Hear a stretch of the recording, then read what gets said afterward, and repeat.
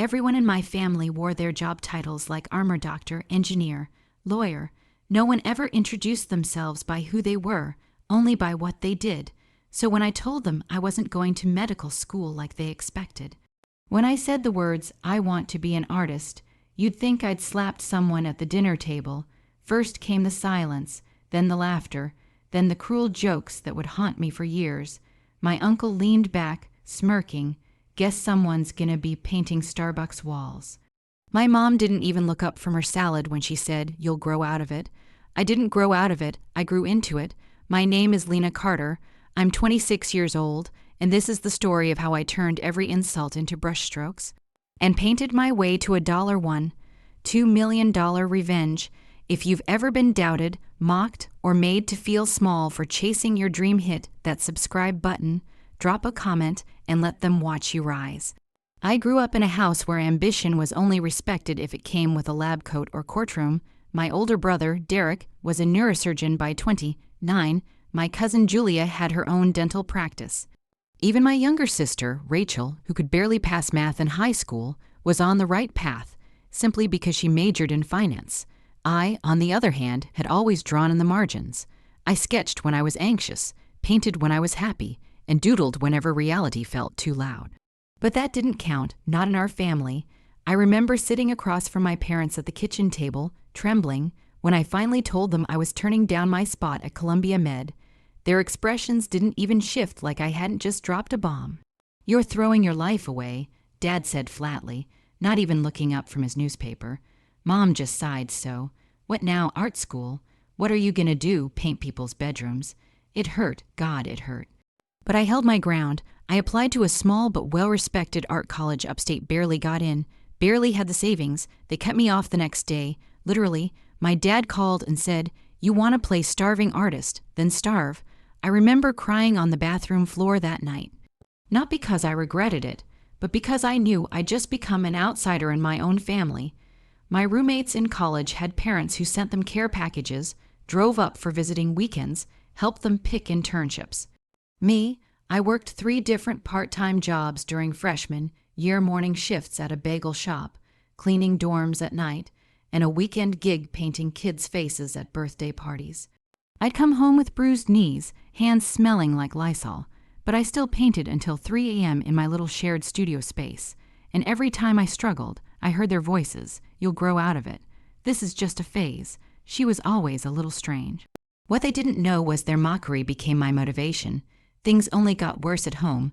Every holiday dinner was a brutal reminder that I was the family disappointment. At Thanksgiving, my aunts would corner me in the kitchen, tilting their heads with fake sympathy. "So, are you still doing the art thing?" One even joked, "Let us know if you ever need a real job."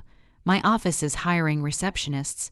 They never asked to see my work, never came to my student exhibitions, never even followed my art account on Instagram. It was like, in their minds, I didn't exist anymore. But I kept going. I studied hard, not just how to paint, but how to see. My professors said I had an emotional range in my strokes that couldn't be taught. I sold tiny pieces at local galleries, $1.50, $1, $100, sometimes $200. It wasn't much, but it told me one thing. Someone out there believed in me. Even if it wasn't my family. By the time I graduated, I had $68 left in my checking account. My parents didn't even come to the ceremony, but I didn't care. I had a portfolio, a passion, and a stubborn little fire in my chest that wouldn't go out. They thought I was naive. They thought I'd fail fast and come crawling back for a desk job. But I had something they didn't. I was creating from the deepest place in my soul. I wasn't chasing titles. I was telling stories with color, pain, and light, and soon those stories would start speaking louder than any degree ever could. What they didn't see coming was how much I had grown in the shadows. Behind their backs, I wasn't just surviving, I was evolving, learning digital illustration, collaborating with indie fashion brands, even getting private commissions from people who said my work reminded them of Frida Kahlo or Basquiat. But I never bragged. I never corrected them when they assumed I was still broke, still lost. I let them laugh because I knew something they didn't. A storm was coming, and this time, I had the brush in my hand. That first $1.85 sale felt like a whisper in a hurricane quiet, but powerful enough to keep me moving. I taped the receipt to the wall above my easel, right next to a torn piece of paper where I had scribbled in Sharpie, "They'll see one day, but belief doesn't pay rent." I was months behind on bills, living off peanut butter sandwiches, and learning to time my shower exactly when my upstairs neighbor used theirs because that was the only way to get even half the hot water. I remember wrapping myself in a hoodie, then another hoodie, then a coat just to paint in my freezing little apartment. My breath was visible in the air, but I painted anyway. It felt like survival, like exhaling the things I couldn't say out loud. There were nights my fingers cramped so bad from waitressing all day and painting all night that I had to dip them in warm water before I could even hold a brush. I'd prop my eyelids open with caffeine and guilt. Sometimes the canvases looked blurry not because of style, but because of tears. But even on my worst days, I never stopped, because the pain of failure was nothing compared to the silence of giving up. Every morning started the same 4:30 a.m. alarm, slip into all. Black uniform, bus ride to the cafe, hair tied back tight. I smiled at people who never looked up from their phones. They barked orders like I was a vending machine. Then I rushed to class, notebooks filled with sketches instead of notes, professors who said things like, "You've got something here," while I nodded silently and wondered if I could afford paint this week. At 5 p.m., I switched gears: janitor uniform, bleach bucket, rubber gloves, mopping classroom floors where other kids left behind Starbucks cups and privilege. I cleaned around people who looked through me like I wasn't even real. Fridays through Sundays were the cruelest. I dressed up in a glittery tutu with pink cheeks and a plastic tiara, painting butterflies and Spider-Man masks on screaming kids whose moms glared at me like I was late with their Starbucks. One little girl sneezed in my face. I didn't even flinch, just kept painting. I came home each night broken but never empty. That part of me, the part that created it, refused to die. Some nights I couldn't afford real canvas, so I painted on cardboard. On paper bags, on wood panels pulled from discarded furniture. My hands were always stained. I smelled like acrylic and mop water. But the work, the art, it was becoming stronger. I wasn't just painting pretty things. I was painting truth. One piece I made that winter was called "Bones Don't Apologize." It was a skeletal figure made of rusted gold strokes twisted, but upright. I posted it to Instagram. It got 10 likes. 10 that used to crush me, but this time, one of those likes was from a small indie gallery owner who DM'd me saying, "This stopped me mid. Scroll, keep going." So I did. I started reading contracts at night, learning how to price my work properly, how to watermark images, how to protect my rights. No one taught me these things. I learned them alone. I learned them while people told me it was useless. I remember one day in particular I was running late to my cleaning shift. I'd just come from class where we had to critique each other's final projects. Mine had been torn apart by a guy named Marshall, who wore a beanie indoors and called himself a visual philosopher. He said my work was too emotional, too obvious, too feminine. The professor didn't say a word. I kept quiet, packed up my supplies, and left. That night, I scrubbed vomit off a classroom floor, humming to myself while thinking, "Too emotional." I hope it haunts you. The next morning, I painted something wild, angry reds, sharp edges, no rules. I named it Obvious. I sold it a month later for $150. Bit by bit, I was clawing my way up. But still, back home, the silence was louder than ever. I saw photos online of Derek in Peru doing brain surgeries for charity. Rachel just bought a condo. Even Julia, who once couldn't even draw a stick figure, was teaching high school math and getting praised for it at family dinners I wasn't invited to. They didn't know that while they were passing mashed potatoes and swapping stock tips, I was in a gallery downtown watching people pause in front of my piece and lean in closer. One night, I got a text from an unknown number. It was a photo of my cousin's engagement ring. No words, just the picture, a reminder of how far behind I was, or maybe how far removed. I didn't reply. I turned off my phone and painted something called Uninvited. It was a portrait of a faceless girl standing in a crowd of shadows. I used all black and gray, except for one streak of electric blue slicing across the canvas. It sold within 48 hours. The buyer said, "This feels like me." I wanted to tell them, "It feels like me too." And yet, through all of it, I never asked my family for help. Not once, because I didn't want their money. I didn't want their pity. I wanted their respect. And if I couldn't have that, I wanted to make sure that one day they'd have to hear my name. Not because I was begging, but because I was undeniable, and that moment was getting closer. They had no idea what I was preparing in secret, what I was about to submit, or how, within a few months, the girl they mocked for painting meaningless pictures would get a phone call that would wipe every smirk off their faces. The invitation came in the form of a group text, not even addressed to me by name. Just, "Thanksgiving dinner at Aunt Marla's, 5 p.m. Bring something if you're coming. No hi Lena. No hope you're well." Just a digital breadcrumb tossed out to make it look like I hadn't been forgotten. But I knew the truth. They hadn't suddenly remembered me, they just needed to round out the table. Maybe someone couldn't make it, and a seat opened up. Or maybe, more likely, they just wanted a live target for their usual jokes. I stared at that message for 10 minutes before replying, "I'll be there." I don't know why I said yes. Maybe part of me hoped things had changed. Maybe I thought this would be the year someone would pull me aside and say, "Hey, I'm sorry we made fun of you. I heard about your art. I'm proud of you." Or maybe, and this is the truth I hated the most, maybe I just wanted to feel like family again, even for one night. I made a sweet potato casserole because it was cheap and easy. I didn't have time to cook much, not with shifts stacked back to back and my final commission of the month due, but I still wrapped it in foil like it was gold. I even dressed up a soft burgundy sweater, black jeans, makeup light but careful. I wanted to look composed, not desperate. The second I walked in the door, I knew nothing had changed. Aunt Marla greeted me like she'd just remembered I existed. "Oh, Lena, you made it," she said with a smile that didn't reach her eyes. "We were wondering if you were still doing that art thing. That art thing, in the kitchen. My cousin Julia was chopping carrots like a food blogger." Her engagement ring sparkled under the lights, almost blinding. She looked me up and down and said, "Cute sweater. Is that from one of your thrift stores?" I gave a small smile. "Yeah, vintage." She rolled her eyes like she knew I was covering for being broke. The whole night felt like I was wearing clothes 2 sizes too small, uncomfortable, suffocating, and just wrong. I sat at the long, crowded table, wedged between a cousin who worked at Goldman Sachs and an aunt who had recently retired early from corporate law.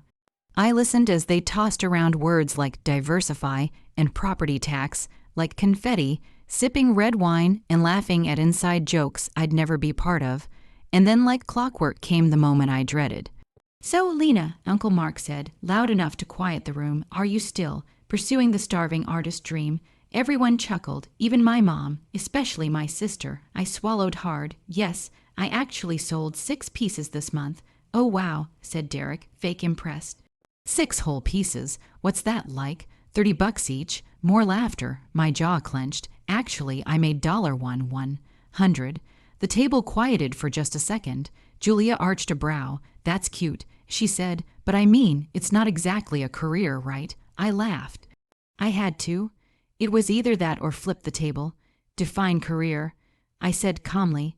"Oh, honey," she replied, "one that comes with health insurance." That was the moment I realized they didn't want to understand. They didn't want to accept me not unless I came back in a pantsuit with a 401k and a title they could brag about. I looked at my mom. She hadn't said a word, just sipped her wine, eyes down. I excused myself and stepped outside, leaving my casserole half-eaten and forgotten. The air was cold and biting, but it was easier to breathe out there than it was at that table. I sat on the front steps, staring at the driveway full of SUV and shiny new sedans, and thought, "You came here hoping to be seen. But you're not their daughter. You're their punchline." That night, I went home and didn't cry. Not because it didn't hurt. It did. But because the sadness had calcified into something else resolve. I poured a glass of water, pulled my hair into a bun, and walked over to my easel. What came out of me that night was unlike anything I'd painted before. The background was a wash of silver and slate gray, like fog at dawn. At the center was a girl sitting at a long table, surrounded by faceless figures, each with mouths wide open in laughter, but no eyes, no one looking at her, no one seeing her, and in her lap, under the table, she held a small glowing flame. I called it Table for None. I posted it to my site and went to bed. By morning, the inbox was full. A gallery in Chicago asked if it was available. A woman from Portland asked for a print. An interior designer from LA said she wanted to feature it in a show on grief and identity. 3 days later, it sold for $2,000, $2,000 for one night's work. I took a screenshot of the payment and almost sent it to my mom. Almost, but I didn't need to, because what was coming next was bigger than any table they'd ever invited me to. They wanted me there to mock me, but the next time they'd see me, I wouldn't be holding a casserole. I'd be holding the key to a gallery and a canvas they'd never forget. The sale from Table for None changed more than just my bank account. It rewired something deep inside me, like someone had finally found the switch that lit me up. $2,000 wasn't a fortune, but to me, it felt like the first real yes in a lifetime of no's. Still, I didn't tell anyone in my family, not because I was trying to be dramatic, but because I didn't want to give them the opportunity to dismiss it. Again, they'd laugh, say it was a fluke, call it lucky. They didn't understand that it wasn't just a painting I had sold, it was proof that I wasn't crazy, that I wasn't wasting my life chasing delusions in cheap acrylic and torn canvas. A week after the sale, I was sitting in the back of a city bus, half-ass, leap with my hoodie pulled over my eyes, scrolling through my cracked phone screen. That's when I saw it, 2024 Colburn International Art Prize, now accepting submissions. I almost scrolled past it. Because I knew this contest, everyone in the art world did. It wasn't for people like me. It was for artists with agents, artists with studio teams and connections and sponsors, the ones who didn't scrub floors at night and paint with trembling hands by morning. Last year's winner had gone on to sign with a major gallery in Berlin and sold their collection for over $700,000. That was a different world, but something about the tagline pulled me back. For artists who have something to say and the nerve to say it. I stared at the screen the whole ride home. I didn't have the best supplies. I didn't have formal representation, but I had something to say. God, did I have something to say? The next few days were a blur of chaos and adrenaline. The submission deadline was 10 days away, and the rules were strict. One original piece, 48 x 48, never before shown, posted, or sold. The winner would receive a $50,000 grant, a global tour exhibition, and a feature in Art plus Soul magazine. I had nothing that size on hand and barely enough money to buy a proper canvas, let alone stretch and prime it. But I didn't think twice. I dipped into the last of the money from Table for None, skipped groceries, and took the subway 3 hours round trip just to find a vendor who sold oversized canvases on clearance. It barely fit through my apartment door. I wedged it against the wall and stared at the blank white surface for what felt like hours. This wasn't going to be just a painting. This had to be everything. I stopped working extra shifts. I called in favors. I lived off cereal and tap water. For 9 straight nights, I painted like something inside me was trying to crawl out. I painted the fear of being invisible, the shame of being mocked by people you love, the exhaustion of constantly proving yourself in a world that thinks art is a hobby and ambition is only valid if it wears a suit. The piece evolved in layers, reds bleeding into gold, shadows morphing into faces, hands reaching but never touching. In the center stood a lone figure, a girl, not broken, not bowed, but burning from the inside. I called it inheritance because I didn't get money or privilege or open doors. What I inherited was judgment, silence, pressure, and the strength to rise anyway. When I finished it, I stood barefoot on the cold floor, tears running down my face not from sadness, but from release. It was like I'd wrung my whole soul out onto that canvas. I didn't care if I won. I just needed someone to see it. I borrowed a van from a friend of a friend to deliver the piece. I wrapped it in blankets, held it with my own hands the whole ride, and whispered to it like it was a person. They'll see you, they have to. The submission site went dark after the deadline. No updates, no confirmation beyond a brief email that said, "Thank you for your submission." Days passed, then a week. Then 2, nothing. I told myself not to hope. I forced myself to go back to the cafe. I booked cleaning shifts. I painted smaller pieces again, but they felt hollow, like echoes.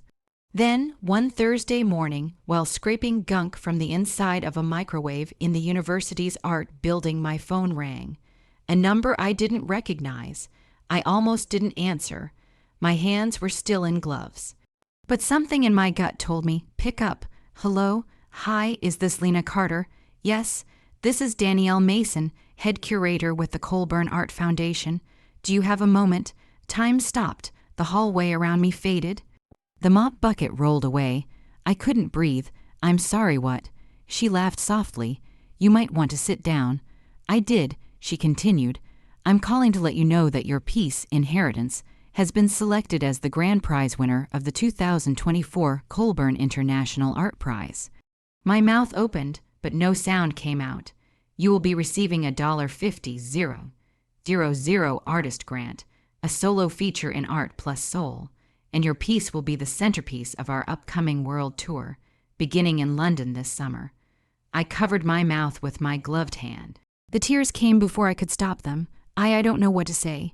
You said it already, Lena, she replied gently on canvas. I sat there long after the call ended, on the dirty floor, crying in rubber gloves. But this time the tears weren't from hunger or exhaustion or shame. They were from relief, from vindication, from finally knowing I was not crazy, I was not wrong, I was not wasting my life. They had mocked me for picking a path they didn't understand. But now the whole world was about to walk that path with me, and none of them knew yet, not my mother, not my sister, not my smug uncle or my wine-sipping aunt. They would find out like everyone else. When they saw my face on the front of Art Plus Soul magazine, the first time I saw my own face on a magazine cover, I was standing in line at a bode near my apartment, wearing paint, stained sweats, and clutching a half-gallon of almond milk. I hadn't even known it was coming out that day. There it was, sitting between Vogue and the New Yorker, a glossy image of me, slightly windblown, standing beside my painting with the title splashed across the front in bold letters, the voice they tried to silence, Lena Carter's rise from nothing to everything. I nearly dropped the milk. The cashier glanced up as I grabbed all 5 copies off the rack. Hey, he said, that's you, right. I nodded, heart pounding. He smiled. That's wild. You're famous now or something. The days that followed didn't feel real. One minute I was scraping gum off desks and dodging landlords, and the next I was sitting in interviews, walking through gallery halls where people actually leaned in close to study my brushwork like it mattered, like I mattered. I was flown to London, then Paris. My inbox was drowning in commission requests. A design house from Milan wanted to license one of my pieces for a luxury scarf line. A film producer asked if I'd ever considered animation. A famous musician DM'd me and said my work helped her finish her album. I couldn't breathe, not out of fear this time, but from the sheer rush of being seen. Every moment was electric, but the thing that truly stunned me was how fast the people who once mocked me tried to rewrite the past. It started with a comment under the magazine's Instagram post. That's my niece, so proud of her. She's always been so talented, Aunt Marla, I blinked. The same woman who once asked me, so what is your plan if this art thing doesn't work out, was now claiming she always believed in me. Then came Julia. She reposted my Art Plus Soul cover on her story with a gif that said #familigals and wrote, my beautiful cousin is changing the world through color and truth. I always knew she'd make it. She had never once liked a single post on my art account, not one, but suddenly she was acting like she was there in the trenches, cheering me on all along. Even Derek the golden boy sent me a message out of nowhere, saw the article, really cool stuff, let's catch up sometime. I think the family just didn't understand you back then. Back then was every year since I was 17. Back then was mocking my choices. Back then was laughing in my face at Thanksgiving. Back then was silence while I worked 3 jobs and painted in freezing rooms with numb fingers. Now that my name was out there, now that the world had clapped for me, they suddenly remembered I was there. They didn't apologize. They didn't admit they were wrong. They just pivoted, like I'd always been their pride instead of their embarrassment. And then came the post that made my stomach twist, my mother. She shared a photo of me standing in front of Inheritance at the London opening. It was an official press photo. I was in a black dress, hair up, looking more like an artist than I'd ever dared to believe I could. Her caption, "So proud of my daughter Lena. Her work always moved me. I knew she'd do something powerful one day." I stared at the screen for a long time. This woman, the one who hadn't called me on my birthday in 3 years. The one who sat silently while I was humiliated at the dinner table. The one who told me to grow out of it. Now she was acting like she'd been on my team the whole time. My hands trembled, not with sadness, with fury. Because this was what they wanted all along, not to support me, not to believe in me. They wanted credit when I succeeded. They wanted to clip their names to mine like I was a trophy they helped polish. They didn't love the journey, they loved the headline. At first, I didn't respond to any of them. I didn't reply to the DM or the texts or the emails with "Can we talk?" and "Let's reconnect." But one night, alone in my apartment with music low and the lights dim, I opened the messages. I read them slowly. Then I opened a new canvas. This one was different, bigger than the last, rougher. It was filled with figures reaching through fog, fingers stretched out, trying to touch something glowing in the center. But they couldn't quite reach it. Their faces were familiar but featureless. Their mouths were open, not in laughter this time, but in praise, hollow, insincere, desperate. In the center stood a girl again. She wasn't angry anymore. She wasn't broken either.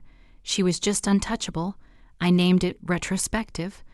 It would hang in the middle of my first solo exhibit in New York, the one I'd dreamed of since I was 19. And every single person who pretended to believe in me after the fact would be there, smiling, holding wine glasses and pretending like they'd seen it coming all along.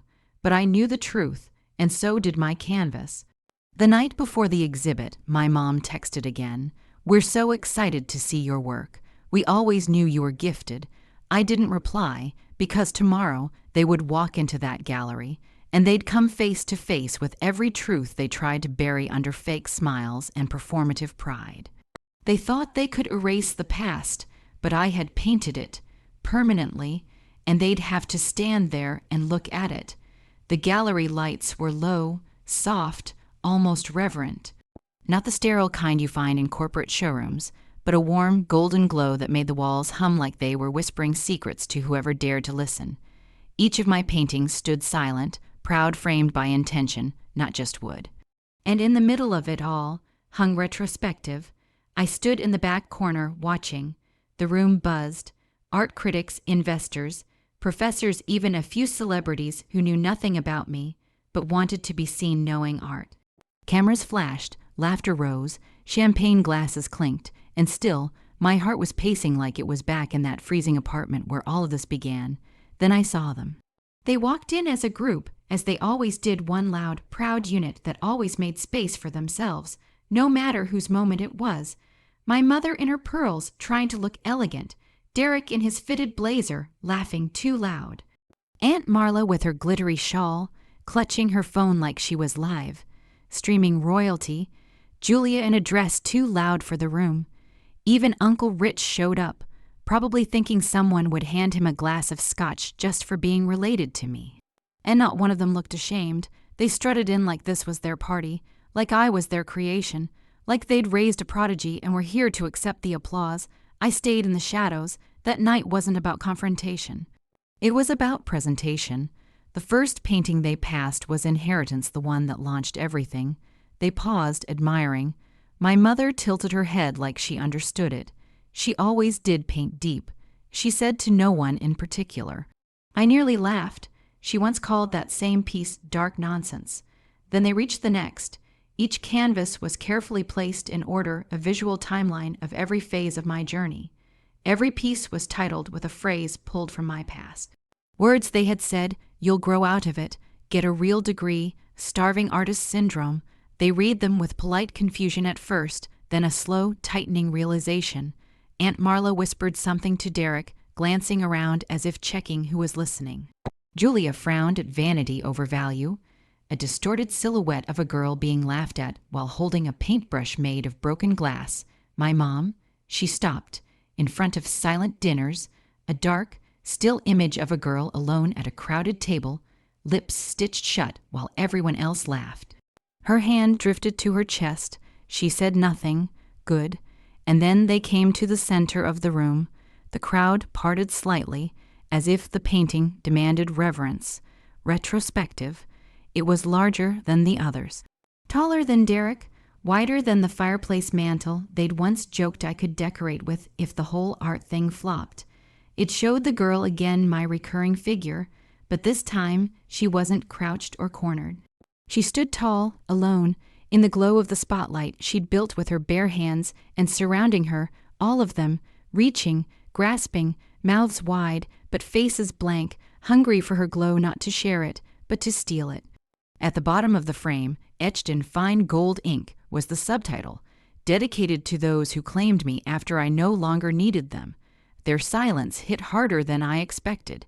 Not a single fake smile. Not a single "this is beautiful." They just stared, as if the walls were finally holding up mirrors instead of art. My mother's eyes welled. She turned away quickly, pretending to examine another piece.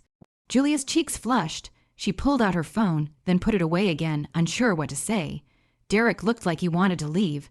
Aunt Marla whispered, "Is this about us?" as if she didn't know. I walked forward then, slowly, letting the click of my heels echo louder than their embarrassment. They noticed me all at once like they'd seen a ghost.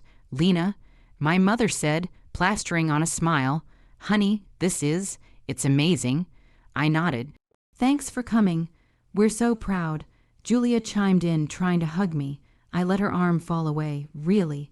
Derek said, "This whole thing, it's powerful."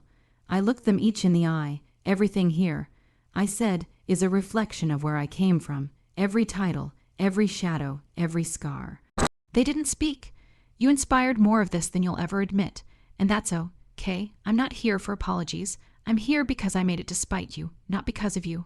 My mom's eyes shimmered again. "We didn't mean to hurt you. We just didn't understand." "I know." I replied, "That's why I painted it, so you'd finally see it." And I walked away. For the rest of the night, I was the artist again.